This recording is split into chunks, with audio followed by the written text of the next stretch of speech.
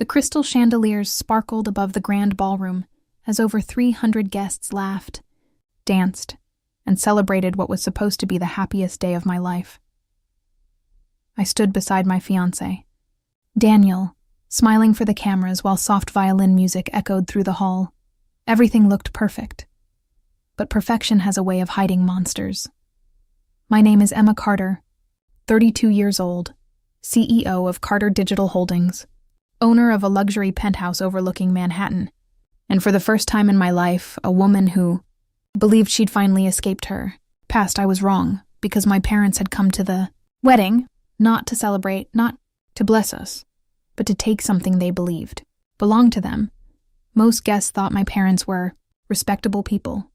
My father, Richard Carter, had built a reputation as a successful businessman. My mother, Linda Carter, was admired for her elegance and charity work. To the outside world, they were the perfect couple. Behind closed doors, they controlled every breath I took. Every birthday gift was tracked. Every paycheck from my teenage jobs was taken. Every achievement became their achievement. If I succeeded, they demanded payment. If I failed, they blamed me. Growing up, I wasn't their daughter. I was their investment. At 24, I left home with only 2 suitcases and less than $800. My mother stood in the doorway that morning. "You'll come crawling back." "I won't. You'll fail. I'll survive," she smiled. "No one survives without this." Those words haunted me for years, but I proved her wrong. I worked 16-hour days, started a small software company, lost everything once, started again, lived in tiny apartments, skipped meals, worked weekends. Slowly, everything changed. My company exploded, investors came, international clients followed. Within 6 years, I had more money than my parents had ever imagined. I bought the penthouse overlooking Central Park, not because I wanted luxury, because it represented freedom. Every room reminded me I escaped. There was one thing my parents never accepted: the penthouse. My mother constantly asked questions. How many bedrooms? What's the security code? Where do you keep your jewelry? How much is it worth now? I never answered. Whenever they visited New York, they demanded to stay there. I always booked them a hotel instead. They called me selfish. I called it boundaries.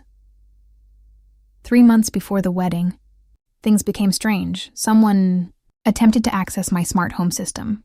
The login failed again and again. Then someone called the building pretending to be my father. They asked security for emergency access. The concierge refused. Next day, my mother called me. "So, what? You don't trust your own parents?" "I trust the building's security," she laughed. "You'll regret treating family like strangers." I changed every password, every security code, every biometric authorization. Even Daniel didn't know the master access code. Only me. Wedding day finally arrived. The ceremony was beautiful. Daniel cried during his vows. Half the guests cried with him. Even I believed maybe, just maybe, nothing terrible would happen. Then came the reception. Dinner ended. People raised champagne glasses. The speeches began. My maid of honor finished. Daniel's best friend made everyone laugh. Then my father unexpectedly stood. I'd like to say a few words. The room applauded politely. He smiled confidently. My daughter has always been independent. Some guests chuckled. I may not always agree with her decisions. He looked directly at me. But family always shares everything.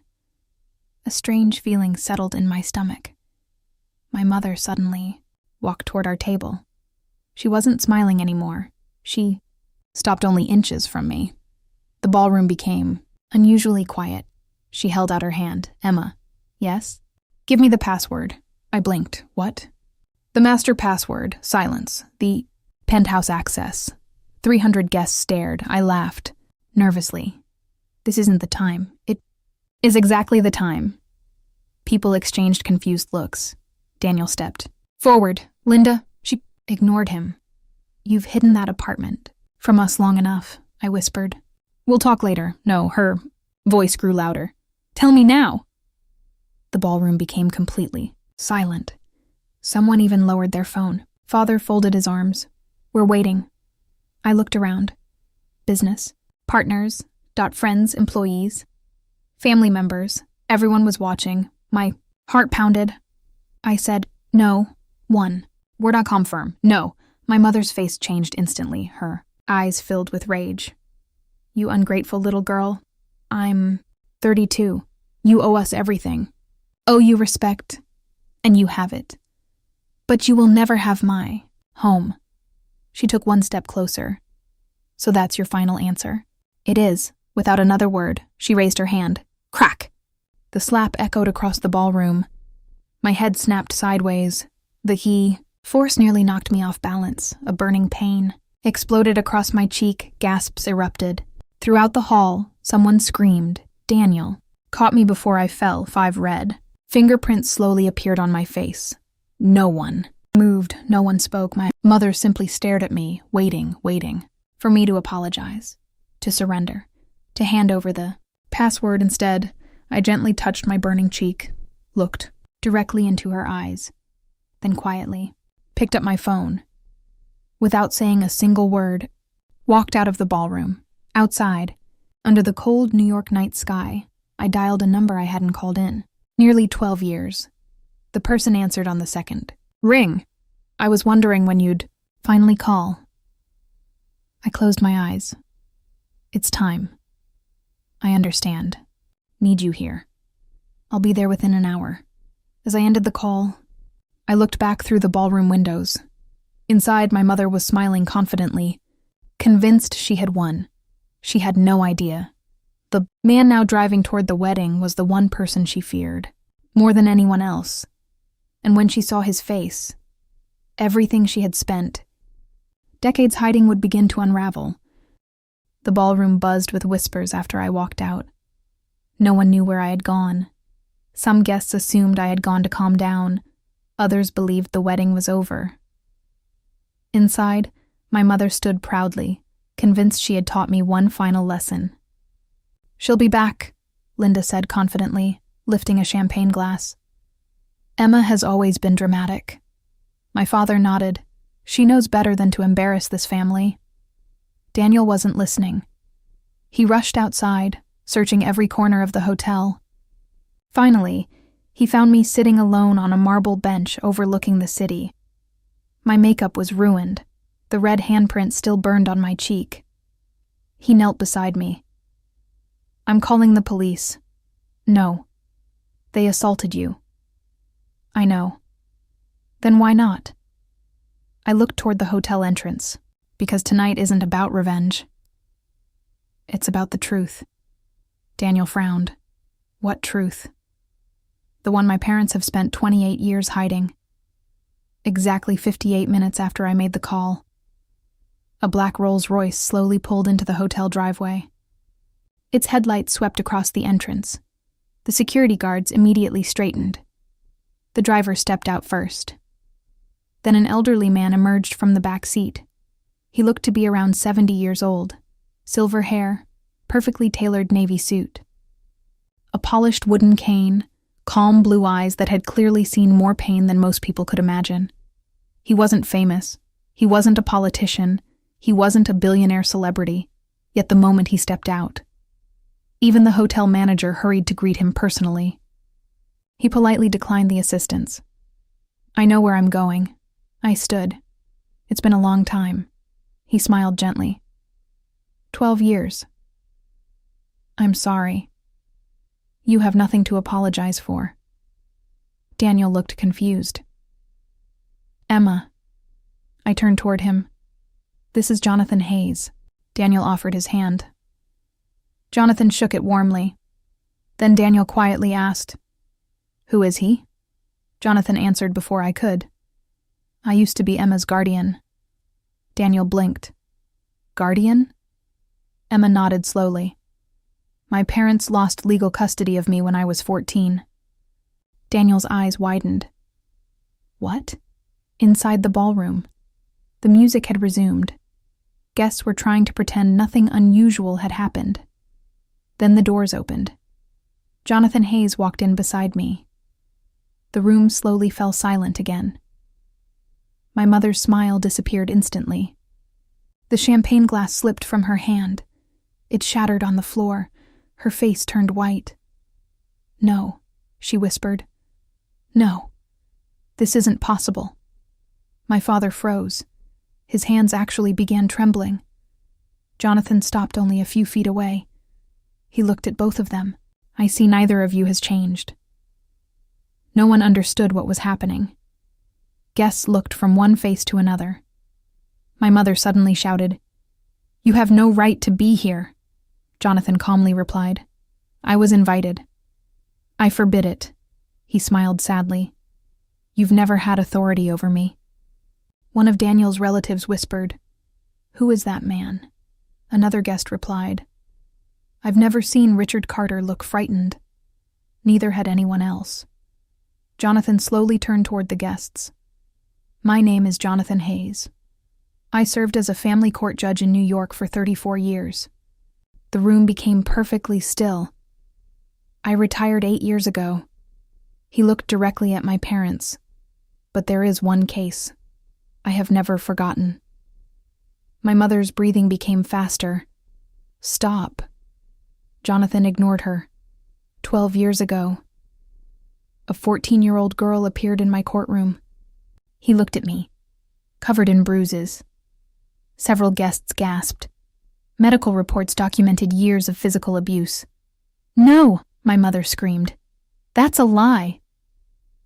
Jonathan calmly reached into his leather briefcase. He placed several thick folders on a nearby table. Each one had official court seals. These records were sealed to protect the child. He looked at me. "Until she became an adult." I nodded. I requested they be unsealed. Jonathan continued, "Tonight." My father suddenly lunged forward. "You can't show those. I legally can. They'll destroy us." Jonathan's expression never changed. The truth often does. Guests began whispering louder. Phones quietly appeared beneath tables. Several people were already recording. My mother's wealthy friends slowly stepped away from her. Daniel looked at me in disbelief. "You never told me." I lowered my eyes. I couldn't. "You didn't trust me?" I wanted to, but every time I tried.